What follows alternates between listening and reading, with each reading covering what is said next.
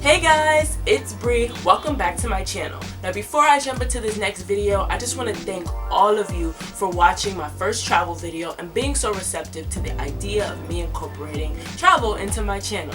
Also, give this video a thumbs up because you know you're gonna like it. Subscribe to my channel so you get notifications every time I upload a new video, and follow me on Instagram at sincerelyrare. So in this video, I just want to share with you guys how I afford to travel. There's a bunch of different ways many different people can afford to travel, but I'm just gonna give you guys an inside look on how I do it. So the first and most important thing, to be able to afford to travel, you have to save. Like, I cannot stress that enough, how important it is to save your money, even if it's not for travel. Just save your money so when trips come up, when you see deals, you don't even have to think twice. It's like, you know, the money's already there. Dig into it, purchase your flight, your room, whatever, and you are set to go. Also, join a SkyMiles club. Like, every major airline has one. I personally prefer Delta because I am a Delta, so it just makes sense for me to fly Delta. And just constantly use that airline that you have the membership with and just rack up on points. Once you hit like a certain threshold of miles, like, you can use those miles as dollars to help discount flights. Also, plan ahead. With every trip that I've ever gone on, I've always booked my flight well in advance because honestly, the flight is the most expensive part. For instance, for my trip to Milan, I found a deal for a flight in like September, October, and I booked it. Like, no hesitation. The flight deal was only lasting for 24 hours. I booked it well in advance. I went to Milan last March, and again, my flight was super cheap. Planning ahead will definitely save you a lot of money and a lot of headache, so you don't have to like maneuver money or like postpone when you're gonna book because you don't have enough money. Again, saving, planning ahead go hand in hand. Also, something to think about when you plan ahead: map out or select what day you want to go on this trip and put price tracker alerts on. Google Flights has them, Momondo has them. There's also like a Hopper app that'll let you know when, or give you suggestions on when is the best time to book a flight. Definitely look into those three. Those are the three that I book flights on: Hopper, Momondo, and Google Flights.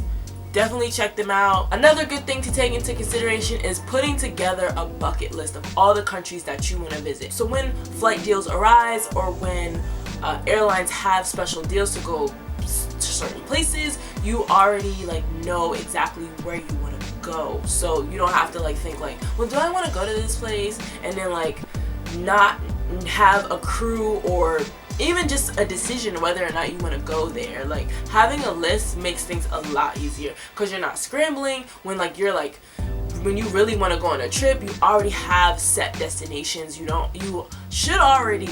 The places that you would like to go to, you should already know a little bit about, whether they're like super expensive, super cheap, what landmarks you want to check out, how long you want to stay. You should already have it kind of mapped out in your head. You should already have it visualized. So once that deal comes through, all you have to do is book. Speaking of bucket lists and places you want to travel, some of the places that I'm looking to go to next is Paris, London. Yes, those have been on my list for a very long time. But I also want to go to Thailand, Bali, Dubai, like Greece. My list goes on and on and on. But those are definitely the major 5 or 6 places that I really want to go to and hope to go to within like the next year or so.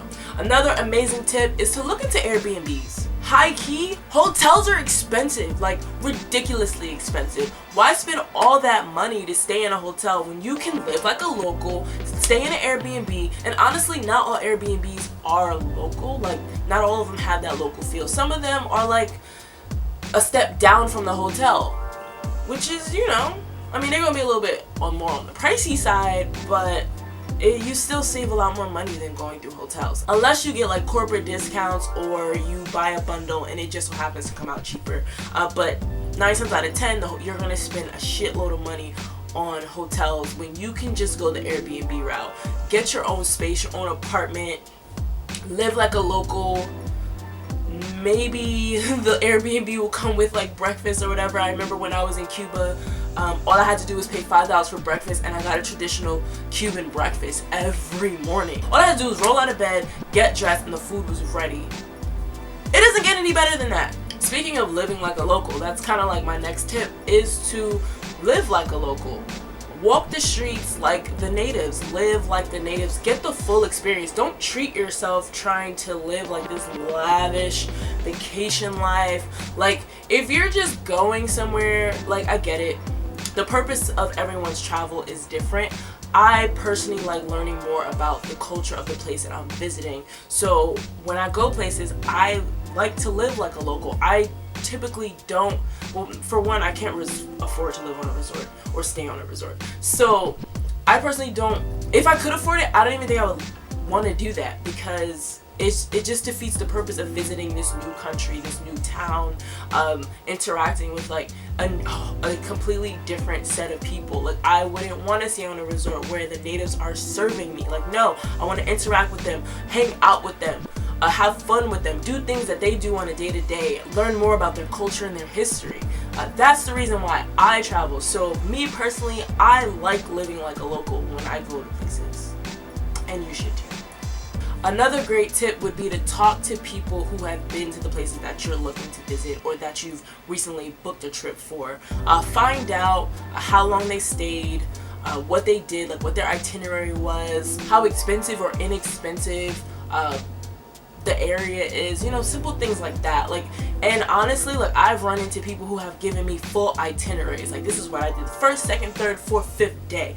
Here you go, on a platter. They had recommendations on where to stay, hotels and Airbnbs, what to do when I needed to get around, whether it was take a taxi or rent a car. Like, having those conversations with people who have already visited those places will save you a lot of Googling, because not every place that you go to will have a travel advisor page or a blogger talking about it. You know, sometimes you just have to like put it out there and say, hey guys, I'm going to, I don't know, what's the next place I'm looking to go to? Turks and Caicos. Like, who's been there? What recommendations do you have? Does anyone have an itinerary? You know, so that I don't have to spend so much time trying to plan my trip. It's kind of already planned for me. I don't have to follow the person's itinerary to the T, but you know, I can take bits and pieces from here, do a little less Googling on finding out more things that can be done on the island or wherever I plan to go to, and just kind of take that stress off of me. Also, having these conversations up front will also help you save accordingly for if you want to do a bunch of excursions, if you plan on eating out every day, if you plan on buying groceries to cook every day, or fluctuating between the two. If you need to save money to get a car, rent a car, save up for Ubers or taxis, because Ubering everywhere, especially if you live far out from the central area of the place you want to visit, you're going to spend a lot on cars. You're going to spend a lot on cabs. And also, if you need to swap out money, like if the currency is different, if you need to convert to euros or pesos or kooks, whatever, you know, you need to save up, because once that conversion rate hits, you might not have as much as you think you have to play with. Now, the last tip I have for you guys is to have a set group of friends. Doesn't necessarily have to be a set group, but have those key people that you can rely on, or that are travelers, like world travelers at heart like you. So when you see these flight deals, when you see these package vacation deals, when these alerts go off for like price drops, or if you just want to like get up and go somewhere, like have these people at hand so that you won't have to travel by yourself. I did a trip by myself.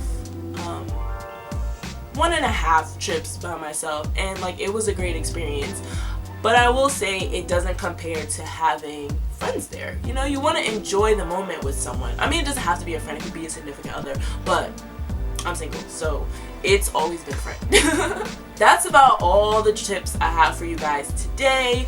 May have more, may do another round of tips for you later on. But in the meantime, if you have any questions or comments about what I did share with you today, put it in the comment box below. Like this video, give it a thumbs up because you know you liked it. Subscribe to my channel, and when you do, tap the bell so you get notifications every time I upload a new video. Till next time, bye guys!